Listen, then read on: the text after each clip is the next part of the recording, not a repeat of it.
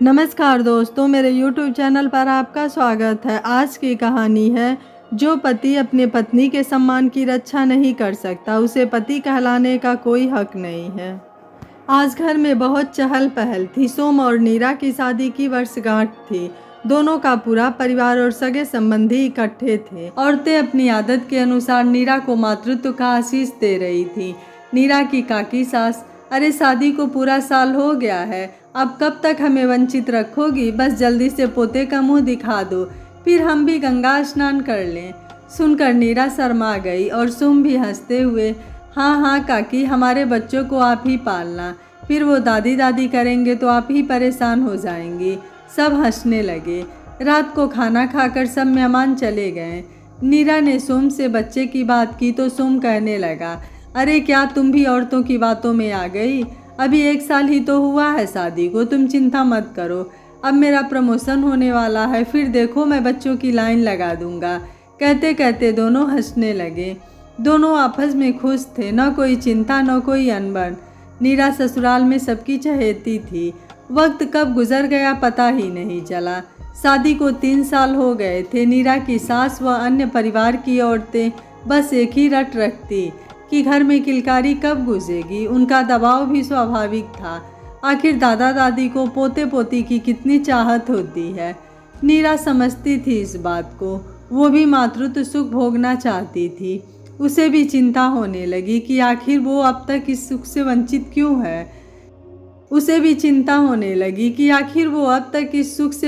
क्यों है। घर पर किसी से तो नहीं, बस सोम से ही वो इस बारे में बात करती थी। सोम हमेशा टाल जाता कि ऐसा भी क्या चिंता है, आज ही कौन सी उम्र निकल रही है। एक दिन बिना बताए वो गायनी के पास चेकअप के लिए चली गई। सारे टेस्ट नॉर्मल थे, कहीं कोई प्रॉब्लम नहीं थी जिससे साबित हो सके कि नीरा में कोई कमी है। अब वो जान गई थी कि कमी सोम में ही है। उसने सोम से बात की और चेकअप के लिए बोला, पर चेकअप का नाम सुनते ही सोम भड़क गया। अरे क्या बच्चा बच्चा रट लगा रखी है, हो जाएगा बच्चा भी, और नहीं होगा तो क्या जीवन खत्म हो जाएगा? चिल्लाते हुए वो ऑफिस चला गया। नीरा की परेशानी और बढ़ गई थी। अब घर वालों की नज़रें भी नीरा के प्रति बदल गई थी। मोहल्ले की औरतें भी उसे देख कानाफूसी शुरू कर देती। इधर सोम भी कुछ सुनता नहीं था। नीरा घुटने लगी थी अंदर ही अंदर। उसने सोचा थोड़े दिन मम्मी के यहाँ रह आती हूँ तो मन हल्का हो जाएगा। सोम उसे छोड़ आया। वहाँ भी वो बेचैन ही रहती, किसी से कुछ कह भी नहीं सकती थी। 15-20 दिन रहकर लौट आई। आने के बाद गौर किया कि सबका रवैया उसके प्रति बदला सा है। सोम भी ठीक से बात नहीं करता था उससे। एक दिन अलमारी ठीक करते सोम के पुराने पेपर मिले। देखा तो दंग रह गई। सोम की रिपोर्ट थी जिसमें लिखा था कि सोम पिता नहीं बन सकता। उसने सोम से बात की कि शादी से पहले उसे चेकअप कराने की क्या ज़रूरत पड़ गई। सोम पहले तो आनाकानी करने लगा, फिर नीरा के दबाव डालने पर वो मजबूर हो गया। उसने बताना शुरू किया, मैं शादी से पहले 5 साल बंगलौर में रहता था। वहाँ मैं नीतू के साथ लिव इन में था। साथ रहते रहते 2 साल हुए तो दोनों ने बेबी प्लानिंग का सोचा। बात नहीं बनी तो हम दोनों ने चेकअप कराया जिसमें नीतू की रिपोर्ट नॉर्मल थी और मुझ में कमी थी। थोड़े समय बाद नीतू मुझे छोड़कर चली गई। अब मुझे डर था कि तुम सच जान गई हो तो तुम भी मुझे छोड़ दोगी। नीरा रोने लगी, कहने लगी, तुमने सोचा भी कैसे कि मैं तुम्हें छोड़ दूंगी? मुझे तुम्हारा साथ चाहिए बस। वो सोम से लिपट गई। सोम ने फिर अपना तीर छोड़ा, तुम घर में अभी कोई जिक्र मत करना, समय आने पर मैं संभाल लूँगा। घर पर नीतू का किसी को नहीं पता है। नीरा ने आदर्श पत्नी का फर्ज निभाते हुए हाँ में सिर हिला दिया। एक बार नीरा की बुआ सास आई। नीरा उनको प्रणाम कर उनकी आवभगत करने लगी। नीरा की सास अपनी ननद को लेकर सीधा अपने कमरे में चली गई। नीरा को थोड़ा अजीब लगा। वो चाय नाश्ता लेकर जब सासू माँ के कमरे तक पहुँची तो ठिठक गई। कुछ आवाज़ कानों में पड़ी कि किसी परिवार की किसी लड़की की बात हो रही है और नीरा की सास खुश होते हुए बोल रही है कि बात पक्की है ना। नीरा को देख दोनों चुप हो गई। नीरा वापस चली आई। नीरा आ तो गई पर उसे बेचैनी सी महसूस हुई कि आखिर बात क्या है। उसने सोम से बात करने की कोशिश की पर वो बोला कि मुझे औरतों की बातों का क्या पता और बाहर चला गया।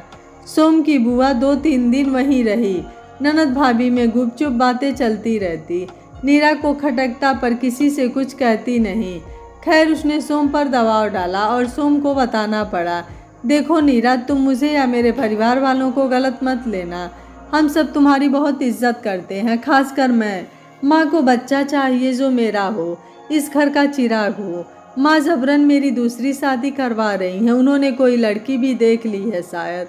मैंने बहुत मनाया कि मैं तुमसे प्यार करता हूँ, पर वो नहीं मानी।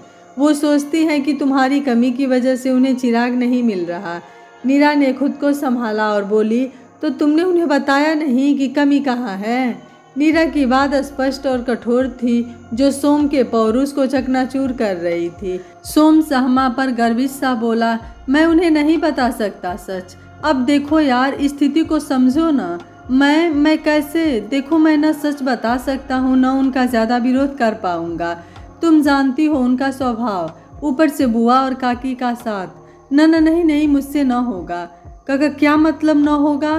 क्यों नहीं होगा सोम तुमसे? नीरा क्रोध में सोम का कॉलर पकड़कर चीख पड़ी। सोम ने कहा, देखो नीरा, मैंने कब बोला है कि मैं तुम्हें छोड़ रहा हूँ? तुम आराम से यहाँ रहना, तुम्हें कोई तकलीफ नहीं होगी। मैं खुद तुम्हारा ध्यान रखूँगा। तुम यहाँ रहना चाहो यहाँ रहना, अपने मायके रहना हो मायके रहना, कोई दिक्कत नहीं। तुम्हारे खर्च मैं उठाऊँगा। नीरा बेसुध सी पलंग पर गिर पड़ी बेजान। उसे लगा जैसे सब कुछ खत्म हो गया। कितना विश्वास किया था सोम पर उसने, ऐसी वफा निभाई और सास ससुर की तन मन से सेवा की, ये फल मिला उसे। अचानक रसोई से सास की आवाज़ आई। नीरा मुंह धोकर रसोई में रात की रसोई करने चली गई। वहाँ अचानक उसका जी घबराने लगा, चक्कर और उबकाई होने लगी, तो फौरन अपने कमरे में भागी। पीछे पीछे सासू माँ भी आ गई। खुश होते हुए नीरा की बलैया लेने लगी और कहने लगी, कान तरस गए थे तेरी उबकाई की आवाज़ सुनने को। पर मम्मी जी, नीरा को बीच में चुप कराते सासू माँ बोली, चुप कर, ये बाल ऐसे सफ़ेद नहीं किए हैं मैंने। तू आराम कर, मैं सोम को भेजती हूँ। खुश होते हुए देवता का धन्यवाद करते हुए सासू माँ कमरे में चली गई। तभी सोम आया, हैरान परेशान। ये सब क्या है नीरा, कैसे? मिरेकल सोम बाबू। नीरा हंसी, पर सोम के भाव बदल गए। बकवास बंद करो, मैं बाप नहीं बन सकता, न मैंने कोई इलाज करवाया, तो ये कैसे संभव है? सच सच बताओ, कौन है वो? सोम गुस्से में चिल्ला रहा था। नीरा पलंग से उठी और सोम के पास आकर आराम से बोली, धीरे बोलिए, कोई सुन लेगा। क्या फर्क पड़ता है ये बच्चा किसका है, कहाँ से आया? इस वक्त ये बच्चा आपकी ढाल बनेगा, आपकी मर्दांगी की ढाल। किसी को शक भी न होगा आप पर, आपका पौरुष भी बचा रहेगा और आपको मुझसे दूर भी नहीं रहना पड़ेगा। क्या कहते हो, है न गुड आइडिया? सोम ने एक तमाचा नीरा की गाल पर लगा दिया और चिल्लाया, कुलटा बदचलन, किसी और का पाप मेरे सिर मरना चाहती है? बोलिए, किसका पाप है? ओ याद आया, अभी मायके गई थी ना, वहीं से ना, पुराना आशिक है कोई तेरा? बोल। सोम का चिल्लाना सुनकर घर के सभी लोग आ गए। सोम को गुस्से में याद भी न रहा कि वो किसके सामने क्या बोल रहा है। पूछिए इससे कि जब मैं बाप नहीं बन सकता तो ये बच्चा कहाँ से आया? बोलते बोलते सोम चुप हो गया। शायद उसे पछतावा हो रहा था कि उसका सच सबके सामने आ गया। सब हैरान थे, समझ नहीं आ रहा था कि क्या बोले। फिलहाल वार नीरा पर किए गए। नीरा तटस्थ थी, सबके वार झेलने को तैयार। तो आदरणीय, सच तो आप अपने लाडले बेटे से सुन ही चुके हैं। अब मुझे दोस्त मुक्त किया जाए। मेरे पूजनीय पति देवता, इतना ही समझा आपने मुझे, इतना ही विश्वास था मुझ पर। खैर, विश्वास तो मुझे भी था आप पर, कहाँ टिका?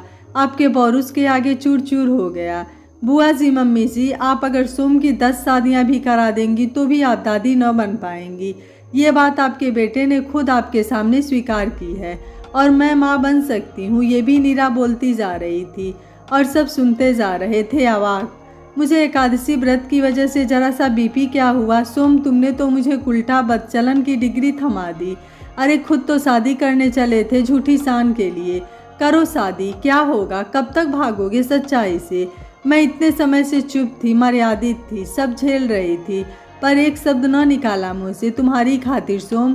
पर तुमने तो हद कर दी यार। वाह, क्या सोच है। मुझे माफ़ करना, मैं और नहीं रुक सकती। नीरा ने खुद को मजबूत रखा, न आंसू बहाए न कमज़ोर पड़ी। अपना सामान पैक करने लगी। सबने माफ़ी मांगी, पर नीरा फैसला ले चुकी थी। सोम तो उसके पैर पकड़कर गिड़गिड़ाने लगा। नीरा ने कंधा पकड़कर उसे खड़ा किया और बोली, घबराओ मत सोम, मेरा खर्चा तुम्हें नहीं उठाना पड़ेगा और ना ही मैं किसी को बताऊंगी कि तुम बाप नहीं बन सकते हो, तुम पिता नहीं बन सकते हो। यह जानते हुए भी मेरा प्यार तुम्हारे लिए कम नहीं हुआ, लेकिन मैं माँ बन सकती हूँ। यह जानते हुए भी तुम दूसरी शादी करने के लिए तैयार हो गए। ऐसे पति के साथ मैं कैसे रह सकती हूँ सोम? तुम मुझे अपने घर वालों के नजरों में गिरा सकते हो, लेकिन खुद अपनी सच्चाई बता नहीं सकते हो। जो पति अपने पत्नी के सम्मान की रक्षा नहीं कर सकता है, वैसे पति को छोड़ देना ही उचित है। जाते जाते स्पष्ट व आत्मसम्मान के लहजे में बोली, मैं बांझ नहीं हूँ, और देहरी लांग गई। आपको नीता का फैसला कैसा लगा? आप मुझे अपनी राय कमेंट बॉक्स में ज़रूर दीजिएगा। वीडियो पसंद आया है तो वीडियो को लाइक, शेयर एंड चैनल को सब्सक्राइब कर लीजिएगा। Thank you for watching. मिलते हैं अगली कहानी में।